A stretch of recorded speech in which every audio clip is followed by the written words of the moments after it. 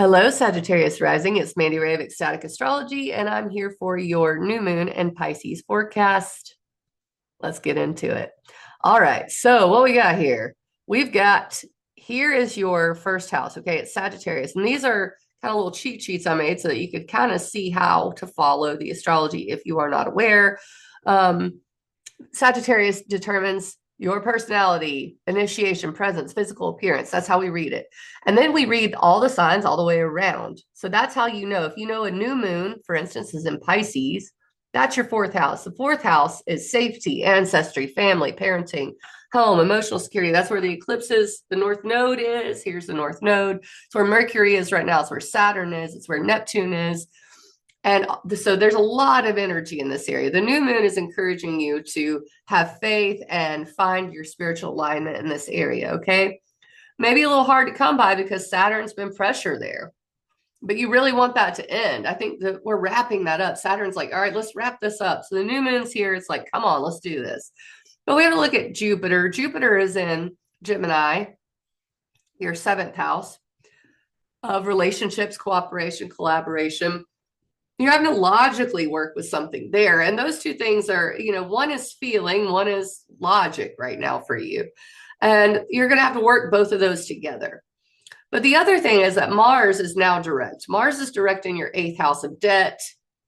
Inheritance is an eighth house thing. It's other people's money. It's the balance of power. Mars had you redo that somehow. Contracts, right? So these two houses are pretty closely related. Relationships, contracts don't come without a relationship in some way, right? So these two areas are receiving a lot of energy, but particularly the eighth house, because it's like, what am I getting from others and what am I giving to others? Is there a balance that's off, right?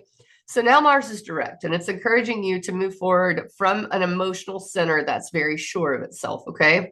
It was a redo. So yes, there is this push and pull between how you want to feel and how your relationships might be going, but you can logically work that out. However, Venus and Mercury will go retrograde. Venus here at 10 degrees, it's actually where it's going to go retrograde at the new moon. Venus retrograde in Aries starts March 1st, not long after this new moon. In your fifth house of creativity, romance, self-expression, it's a reevaluation, right? So it's like, I haven't had much fun lately.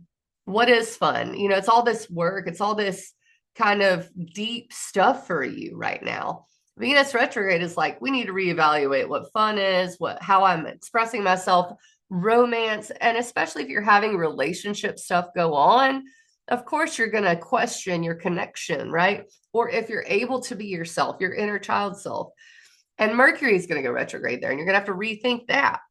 So Venus retrograde really is like, okay, if you want to do this place right, the other people, the balance of power, you have to really reevaluate how you feel about yourself, how you feel about your self-expression, and then eventually Venus and Mercury move back into your fourth house of family.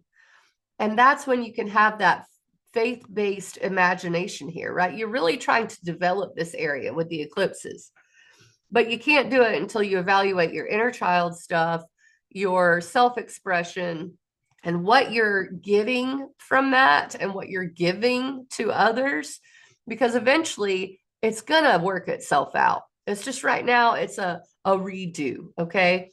And we're kind of actually done with the redo of Mars retrograde, but now we're in the reevaluate, rethink part.